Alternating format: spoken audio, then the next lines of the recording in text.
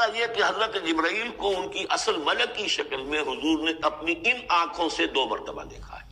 ایک مرتبہ بالکل آغاز میں، جبکہ حضرت جبرائیل جو ہیں ایسے ظاہر ہوئے، حضور اتر رہے تھے غار حرا سے، جبل نور سے، تو آپ کو آواز آئی یا محمد۔ یہ پہلی وحی کے بعد جو فترت ہوئی ہے، کچھ عرصے کے لیے وحی رکی رہی، اس وقت واقعہ پیش آیا۔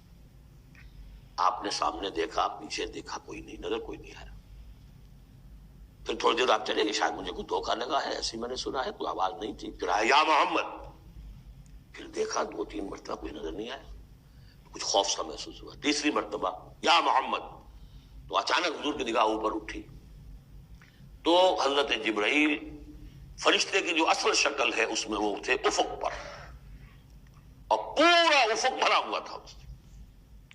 تو اصل ملک کی صورت میں حضرت جبرائیل کو حضور نے اس وقت دیکھا، اور ایک دیکھا ہے پھر عند سدرۃ المنتہا، شب معراج میں جب ساتھ آئے ہیں لے جانے کے لیے انسانی شکل میں تھے۔ وہ سواری بھی ایسی تھی جس کو کہ براق کہا جاتا ہے، وہ بھی محسوس شے تھی، لیکن یہ کہ جہاں انہوں نے کہا 7ویں آسمان پہ جا کر کہ بس اب آگے میری گنجائش، اب آگے آپ کو اکیلے جانا ہے، اس سے آگے اگر میں گزرا میرے پر جل جائیں گے، بے سوز تجلا بے سوزت پرم، اگر یکسر منہ برتر پرم، اگر میں نے اب اس سے آگے ایک بال برابر بھی میں آگے بڑھا تو میرے پر چل جائیں گے، تب آگے آپ کا کام۔ اس وقت بھی وہ ان کی اصل شکل میں ظاہر ہوئی، حضرت جبرائیل علیہ السلام۔ ما ضل صاحبکم وما غوا، تمہارے یہ ساتھی ہیں لوگوں، یہ محمد نہ بہکے ہیں اور نہ بے راہ ہوئے ہیں، نہ بھٹکے ہیں۔ وما ينطق عن الهوى، اور یہ جو کچھ کہہ رہے ہیں اپنے جی سے نہیں کہہ رہے، خواہش نفس سے نہیں کہہ رہے، ان هو الا وحی یوحی، نہیں ہے یہ مگر وحی جو ان کی طرف کی جا رہی ہے۔ علمہ شدید القوی، انہیں تعلیم دی ہے، سکھایا ہے اس نے جو بہت طاقتور والا ہے۔ یا حضرت جبرائیل ہیں جو مراد ہے، علمہ شدید القوی، یہ قرآن کس نے سکھایا محمد کو؟ شدید القوی، ذو مرۃ، وہ بڑا زور آور ہے، فاستوی، وہ سیدھا ہوا، وہو بالافق الاعلی، اور افق اعلیٰ کے اوپر وہ محمد کو نظر آ رہا تھا صلی اللہ علیہ وسلم۔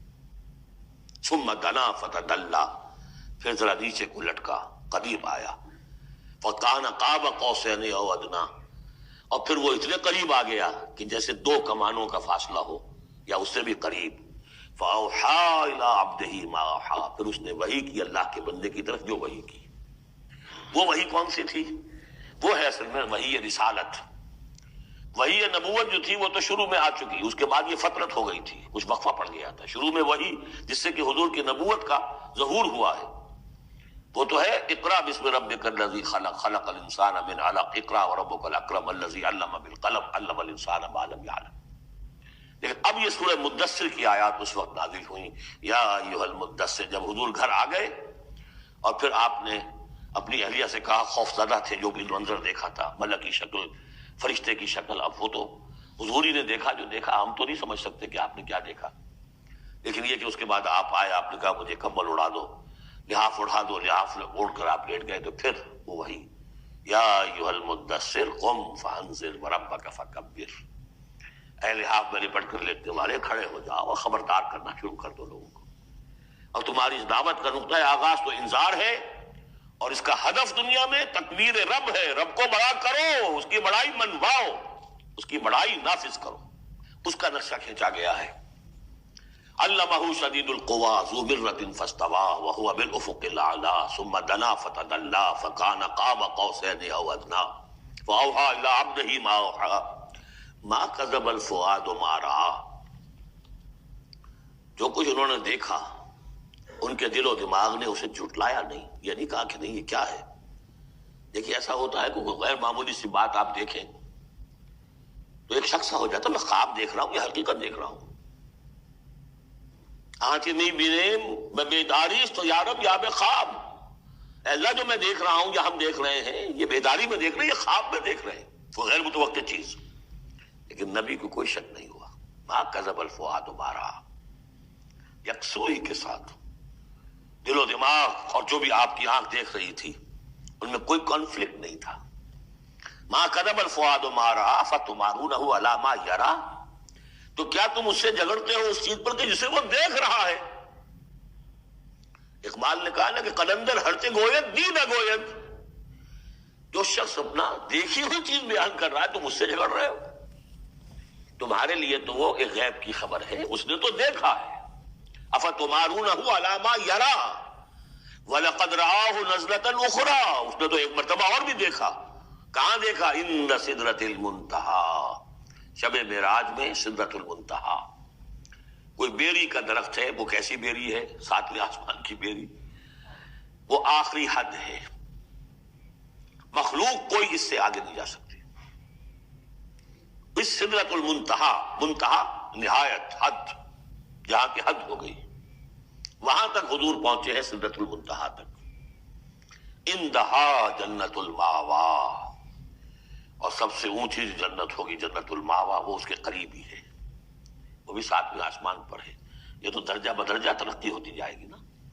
پہلی ضیافت جو ہے، پہلی نزل جو ہے، وہ تو اسی زمین پر ہو جائے گی. پھر جو ترقی ہوگی، اپنے اپنے مدارج، اپنے اپنے مراتب، اپنے اپنے مقامات، اپنے اپنے ایمان کی گہرائی، اپنے اپنے اعمال صالحہ، اپنا اپنا انفاق مال و جان، اس کے حوالے سے درجے ہوں گے. اندہا جنت الماوا اذ یغشی السدرۃ ما یغشی، جبکہ ڈھانپے ہوئے تھا اس بیری کو جو ڈھانپے ہوئے تھا. اب تمہیں کیا بتائیں کیا ڈھانپے ہوئے تھا، تم نہیں سمجھ سکتے. دیکھیں کس طریقے سے اذ یغشی السدرہ، کوئی انوار الہیہ کا کوئی ایسا نزول ہے وہاں جو زبان میں ادا نہیں ہو سکتا. کوئی الفاظ نہیں ہے کہ جو ان کی تعبیر کر سکے. اس پر انوار الہیہ کا کوئی نزول ہے. اذ یغشی السدرۃ ما یغشی، جبکہ چھایا ہوا تھا اس بیری کے اوپر جو چھایا ہوا تھا، جبکہ ڈھانپا ہوا تھا اس بیری کو جس نے ڈھانپا ہوا تھا. ما زاغ البصر وما طغی، نبی کی آنکھ اس وقت نہ کج ہوئی نہ حد سے بڑھی. یہ دو انتہائیں ہوتی ہیں. ایک تو یہ کہ آپ کسی انٹینس لائٹ کو فیس نہ کر سکے تو نگاہ ہٹائیں گے، آپ یہ جھپک لیں گے، فیس نہیں کر سکتے اگر آپ میں ہمت نہیں، استعداد نہیں ہے. نبی کا ظرف اتنا تھا کہ ان انوار الہیہ کا براہ راست مشاہدہ کیا ہے، اور نگاہ آپ کو ادھر ادھر کرنے کی ضرورت پیش نہیں آئی. لیکن طغا ایک حد ادب بھی ہوتا ہے جس سے آگے انسان کو نہیں جانا چاہیے. نگاہ جو ہے اس نے بے ادبی کی روش بھی اختیار نہ کی. علامہ اقبال نے، واقعہ یہ ہے کہ اس آیت کو میں نے سمجھا علامہ اقبال کے ایک شعر سے، اور اکثر و بیشتر لوگ نہیں سمجھ سکے اس آیت کو.